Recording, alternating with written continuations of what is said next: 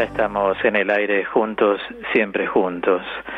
Y realmente es muy lindo, como digo habitualmente en los últimos programas, qué lindo es escucharlos. Cada uno como le salga. Yo respeto la diversidad de opiniones y después desde la formación, más adelante en el programa, mientras vamos recibiendo llamados y todas las personas se van expresando, los que desean, claro, vamos a hacer una síntesis muy importante.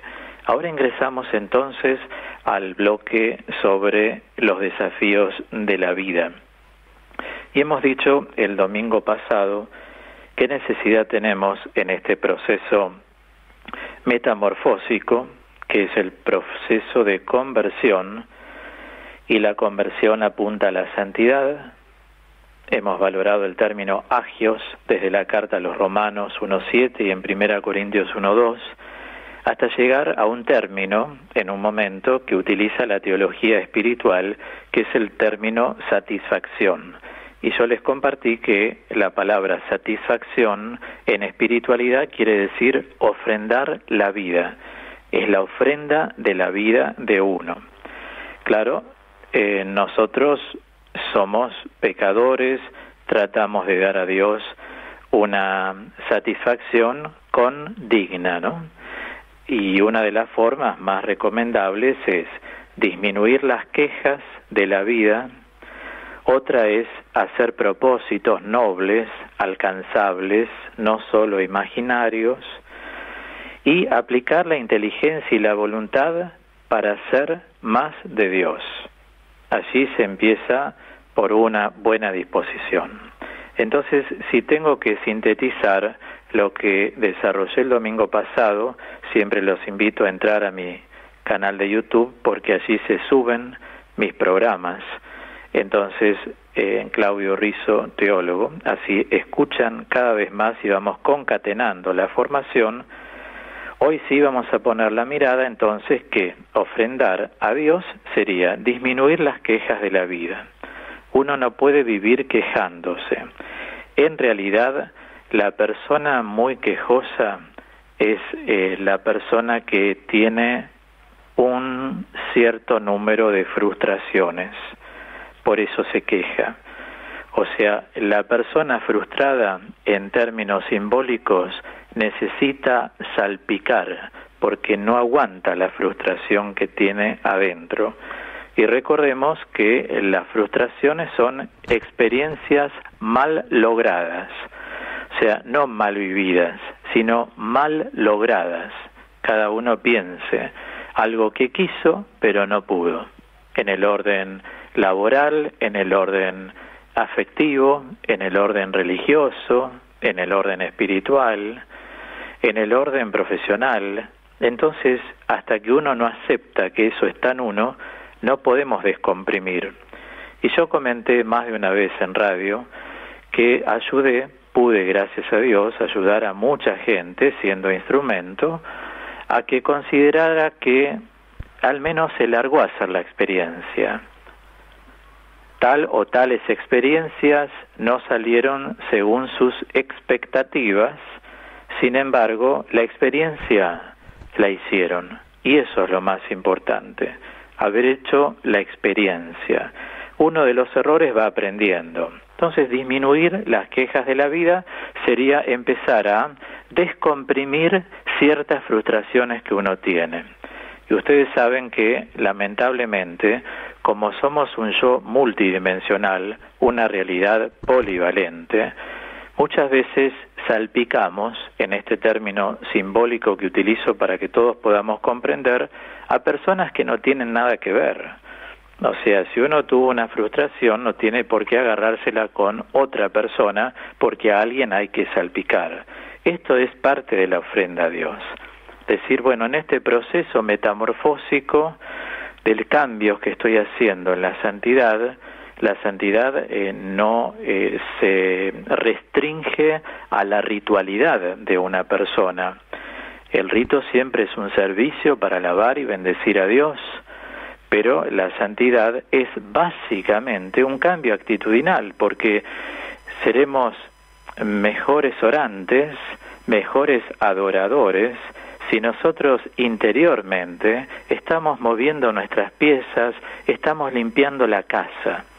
Como diría Santa Teresa de Jesús, empieza donde entra mucho sol, no hay tela araña escondida. Y es así. Hacer propósitos, decía, nobles, alcanzables y no imaginarios. ¿Por qué? Porque a veces, a través de la vida, podemos estar manejándonos mucho en el plano del como sí, así se lo llama. Yo lo llamo así. El plano del como sí es distinto del plano de la realidad. La persona en su mente vive como si tal cosa, pero la realidad es otra. Entonces, cuanto más contacto con la realidad uno tenga, mejor. El plano del como sí es un dejar volar la imaginación para todo. Entonces, hasta ahora en tu vida, ¿con qué plano te has movido más? ¿Con el plano de la imaginación o con el plano de la realidad? Esto es lo que yo imagino que debería ser, o esto es lo que yo imagino que soy y realmente soy. Entonces me paso al plano de la realidad. O sea, tratar de salir del plano de la imaginación. La imaginación debe ser utilizada solo para construir proyectos. Por ejemplo, hablemos de algo lindo. Alguien dice, bueno, ahora en el nombre de Jesús sabemos que en la Argentina se va a aprobar la vacuna alemana. Y ya piensan que en septiembre van a estar todas. Hay 4 vacunas que han descubierto. Se ha dicho el día viernes que esto es un gol de media cancha. Hasta la ciencia está asombrada también de lo que está sucediendo favorablemente y es fruto también de la oración. Entonces digo, seguramente podremos estar en el nombre de Jesús en la Navidad todos mucho mejor, ¿no es cierto? Entonces digo, hacer proyectos. Alguien dice, bueno, a mí en enero, en febrero, con los protocolos, con los cuidados, con todo lo que sea, tengo ganas de ir a ver a mi sobrina, a mi tía, a mi abuela, a mi amigo, a mi amiga, que está en tal lugar, no importa por dónde, hacelo el proyecto y tratalo de seguir, rezalo, ponelo a los pies del Señor, para que el Señor te ayude a darle forma a ese proyecto. Entonces estamos usando la imaginación al servicio de los proyectos. Eso es usar la imaginación edificantemente. En vez si uno usa la imaginación solo para imaginar, pero nunca concreta, a veces los oyentes, y lo digo sanamente, se ríen, porque llevo 33 años de predicar retiros espirituales. Y he conocido tanta gente, imagínense, no solo los retiros que yo predico, a los cuales invito, sino también a tantos retiros que he ido a predicar, a tantas comunidades. Y mucha gente, cuando toco este tema, se sonríe, porque cuánta gente dice, ¿cómo me gustaría ir a la misa de sanación, pero no va nunca? No hablo de este tiempo de pandemia, lógicamente. ¿Cómo me gustaría hacer un retiro? Pero nunca toma el colectivo, se levanta, va y llega al lugar. En cambio, si una persona tiene un problema de salud, se toma el colectivo para cualquier lado, toma el tren para cualquier lado, hasta a veces pagan cifras que son inmensurables, con respecto a que le dijeron que un médico casi es Dios, ¿no? Prácticamente. Digo, ¿cómo tiene que apretar algo para hacerlo? O sea, uno va a buscar a Dios solo cuando algo nos pasa. Si Dios es el autor de la vida, el creador y el dueño, uno, una vez que tiene incorporado este concepto, lo va a buscar a Dios siempre. Uy, no voy a tal lugar porque el domingo yo descanso y limpio la casa. Bueno, mijito, trata de no descansar, porque vas a descansar en el espíritu. ¿Qué querés? ¿Que vaya el predicador a tu casa a darte a vos sola un retiro? Digo, ¿no tenés piernas para moverte? Entienden, ¿no? Yo hablo simbólicamente y siempre con un tono de buen humor, para que uno entienda la realidad de la vida y hagamos propósitos nobles alcanzables. Después de esta cuarentena tiene que haber un cambio en las decisiones. La voluntad del creyente, sobre todo, tiene que aplicarse más para buscar las cosas del Señor. Así vamos a hacer ofrenda de vida, porque Él dio la vida por nosotros, para que gocemos eternamente, para que entremos al paraíso. Y nosotros andamos dando vueltas, que el día que nos llueve, que haga poco frío, que si es septiembre, que el tiempo es lindo, tengo alergia, me hace mal el polen, me hacen mal las hojitas de los árboles. Si es verano, tengo calor, si es invierno, tengo frío. Ay, ay, ay, ay, ay. ¿Qué propósito? ¿Dónde está la ofrenda de tu vida? Por los frutos se conoce el árbol, lo dijo el Señor. Y un tercer elemento que hoy saqué a luz es aplicar la inteligencia y la voluntad para ser más de Dios, ser más de Dios. Se empieza por una buena disposición, de decir, bueno, yo a partir de este momento, yo quiero cambiar, porque la vida no es eterna en la tierra. Entonces, ¿qué edad tenemos cada uno de nosotros? Cada uno pregúntese, entonces, ¿cómo debo acercarme más a Dios? No dejes para mañana lo que puedas hacer hoy. Ay, cómo me gustaría darle un abrazo, ¿y por qué no se lo diste cuando estuvo? Ay, cómo me hubiese gustado darle una mano a tal persona, pero por mezquindad o egoísmo no se lo diste. Ay, cómo me hubiese gustado llegar, ¿por qué no fui ahora que pasó esto? Bueno, de acá hay que sacar conclusiones que sean verdaderamente auténticas. En la vida no se puede perder tiempo porque el tiempo no para, y el tiempo le pertenece a Dios, como nosotros los que estamos en el camino le pertenecemos a Dios. Hay dos condiciones indispensables para lograr la santificación, o sea, para que verdaderamente nosotros digamos, soy consciente de lo que Dios quiere en este proceso, quiere que yo, cada uno diga su nombre, sea santo, sea santa. Están anunciadas por San Pablo, tanto en Romanos 6, del 17 al 22, donde, en síntesis, nos dice que, habiendo sido anteriormente siervos del pecado, ahora somos siervos de la justicia y de la santidad. O sea, antes andábamos detrás del no sé qué, de la nada misma, de la desorientación, y ahora nos interesa buscar las cosas de arriba. Como dice la Escritura, busquen las cosas de arriba, las cosas de Dios.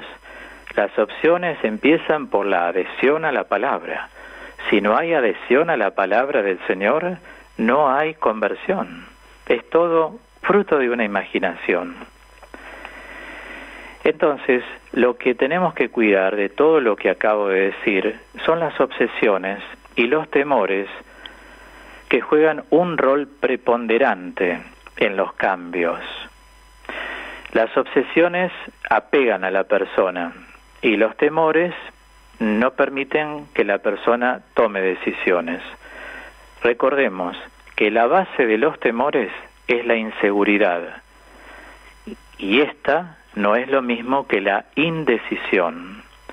La inseguridad apela a la inteligencia. Una persona está insegura cuando le faltan elementos fehacientes a la razón. Ahí le viene una inseguridad. En cambio, una persona está indecisa cuando le falta a la voluntad un movimiento mayor para realizar aquello que quiere resignificar. Uno en la vida con la voluntad vive resignificando, redimensionando, revitalizando. De ahí en más que cada uno siempre piense, ¿me siento inseguro? ¿Es lo mismo que me siento indeciso? No, no es lo mismo. Hay inseguridad en el aparato psíquico cuando una persona nota que no tiene un holding, es decir, un sostén. El aparato psíquico necesita intelectivamente apoyarse sobre algo. Por ejemplo, voy a dar un ejemplo muy humano, ¿no? La persona dice, bueno, yo quiero tener un dinero para llegar bien a fin de mes y pagar mis gastos. Cada uno tiene los suyos. Unos tienen grandes gastos, otros tienen pocos. Algunos tienen gente a cargo, otros no tienen a nadie a cargo. Pero para sus gastos la persona se queda tranquila si sabe que lo que le ingresa puede paliar sus gastos. Entonces, digo, ahí hay una seguridad intelectiva. Sabe que lo tiene, lo puede pagar. ¿Cómo se puede dar? Lo otro, no tengo, ¿qué hago? ¿Por qué la gente no puede dormir en medio de esta pandemia? Los que no tienen techo, los que no tienen trabajo, los que tienen dónde vivir pero no saben cómo van a poder confrontar sus cosas. Digo, desde lo humano se da la inseguridad. Cuando uno aprende a descansar en Dios, como dije unos programas atrás, Dios va haciendo maravillas porque Dios está vivo. Y lo propio de Dios es el asombro, pero no por acertijo. A ver, que me caiga algo sea como sea. No, primero uno tiene que ser una persona en proceso de conversión. Mientras estemos en proceso de conversión, el asombro de Dios lo vamos a experimentar diariamente. El tema es entrar en el camino. Los que todavía no entraron en el camino y solo acuden a Dios para ver si se da algo, como aquel que tira una moneda a ver si saca algo más, evidentemente no va a experimentar el asombro de Dios, porque Dios en la historia se ha ido manifestando, se ha ido revelando cómo es en la persona de Cristo el Señor. Porque si podemos hablar de Dios es solo por Jesucristo el Señor, porque Él es el único que conoce al Padre. El resto fueron inspirados, los profetas, sobre todo, inspirados. ¿Qué quiere decir? Que fueron acompañados en la historia, pero ninguno era Jesucristo el Señor. Él es Dios. Entonces, digo, nuestra seguridad cuando uno está en el camino solo descansa en Dios. Yo les recomendé hace poco el Salmo 62, solo en Dios descansa mi alma. Pero hay que entrar en el camino, vuelvo a decir. Habrá oyentes que dicen, pero yo no puedo vivir eso, me cuesta. No entraste todavía en el camino. Todos los que entramos en el camino vivimos el asombro cotidiano. No como regalo solamente, si se quiere sí lo es, pero vivís asombrándote de que podés abrir los ojos cada mañana y darle gracias a Dios. Te asombrás de lo que te sucede dentro de tu interior y por eso muchos de ustedes, tengo cantidades de testimonios en los años, aducen qué distinta es mi vida ahora que antes. Si esto me hubiese ocurrido en otro momento de mi vida, hoy estaría desesperado o desesperada. Y ahora me lo tomo de otra manera. Estás en el camino, o sea, estás alabando a Dios todos los días, estás haciendo opciones por Dios, te pones a pensar, estás siendo más agradecido a Dios y a los hombres, valorás más desde un gesto hasta el amor de Dios en tu vida, alabás a Dios, te sentís en comunidad con otros, sabés, por ejemplo, como estamos haciendo la mayoría de nosotros, a las 6 de la tarde empezamos nuestra oración, las vísperas, la misa por internet, después el rezo del Santo Rosario a la Virgen, estás en comunión con otros, vas haciendo opciones más de Dios. No estás con un pie acá y el otro en las malas palabras, en las groserías, en los chistes verdes, en las cosas que te pauperizan la vida, porque todos terminan demacrados, ojerosos, todo el tiempo, digamos, la gente que no ha hecho una opción sana de vida, termina mal, uno los ve muy deteriorados. La gente de Dios termina de otra manera, porque hay todo un proceso de conversión, o sea, actitudinal hacia Dios, que Dios va alimentando a través de la gracia, que es ese encuentro de voluntades. La voluntad divina va a la voluntad humana. Ahora, lo humano lo tenemos que hacer nosotros. Rezar tenemos que rezar nosotros. Cambiar actitudinalmente también nos corresponde a nosotros, con la ayuda de Dios. ¿Y cuántos de ustedes no me alcanzarían las 3 horas del programa que tendría llamados constantes para decir cómo ha cambiado el Señor sus vidas? Entonces, nuestra seguridad está en Dios. Si hay inseguridad, chequea enseguida que te están faltando elementos para razonar, estás inseguro, no sé qué hacer, el intelecto no tiene todavía todos los elementos, aunque sean pocos, que te pueden servir para hacer un buen discernimiento. Y si te sentís indeciso o indecisa, recordá que necesitas un mayor trabajo de la voluntad, afianzar la voluntad en Dios. Desde la posibilidad de ver, como lo que logramos en cada programa, tratemos de adquirir nuevos significados. Por eso hablo de resignificar, revitalizar, redimensionar. Y cuando podemos concatenarlos con experiencias anteriores, comparemos cómo sos vos ahora, cómo eras antes. ¿Hay cambios o no hay cambios respecto de Dios, de cómo te presentás? Porque así como vinimos solos al mundo, el Señor nos gesta en el seno de nuestras madres, del mismo modo nos vamos a ir a su presencia, porque nosotros somos una creación de Dios. Por eso hay que buscarlo a Dios sin reclamarle cosas. Es lo que señalé en otros programas. A veces hay personas que lamentablemente, por falta de sentido común o por falta de quienes puedan acompañarlos en la vida, en la formación, a Dios nada más le reclaman. ¿Por qué? Pero nunca le dieron nada. Se están poniendo encima de Dios. Ese es un lugar donde nunca un ser humano va a encontrar una respuesta delante de Dios. En cambio, el que se anonada, Señor, me pongo de rodillas, desde ese gesto simbólico, pero es real, hay una actitud kenótica, se dice en teología, una actitud de anonadamiento en la presencia de Dios, a través de la cual uno evidentemente se da cuenta que es muy vulnerable, y que sin Dios nada somos, como le enseña el Señor en la parábola de la vid y los sarmientos.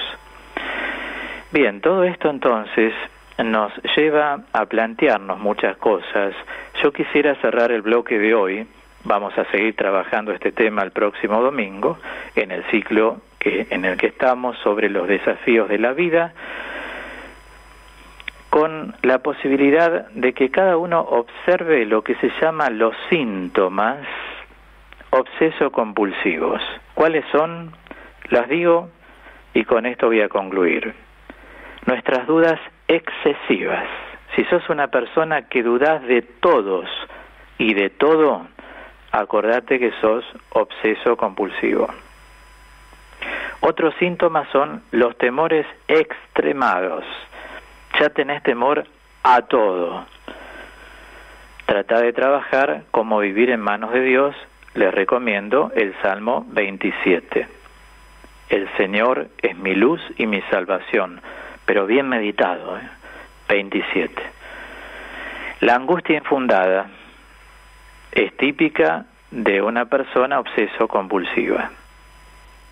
¿Y de qué estás angustiado? No sé de qué. Si vos me decís, estoy angustiado por tal cosa, se entiende.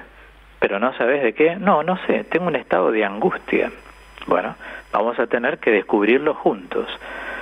Porque a tal causa, tal efecto. El efecto es la angustia, pero hay que ver lo que a vos te angosta la vida.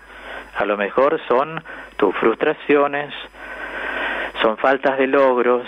Insisto mucho en la formación en esto. Cada uno trate de lograr, según el plan de Dios, por supuesto, no cosas que una las imagina, sino homologadas por Dios, logre cosas. Tenés ganas de hacerte un viaje, no importa donde sea, hacelo. Tenés ganas de participar de una asamblea de oración cuando todo se haya normalizado un poco más, hacelo. ¿Tenés ganas de comerte algo rico? Comelo. Es decir, trata de tener logros en tu vida. Y la falta de confianza. Trata de mejorar eso, porque es necesaria la confianza. La confianza es sumamente necesaria en la vida. cuando lógicamente vos vas viendo que sí podés confiar. Esto lo vamos a retomar el domingo que viene. Las dudas excesivas, los temores extremados, la angustia infundada y la falta de confianza en este ciclo.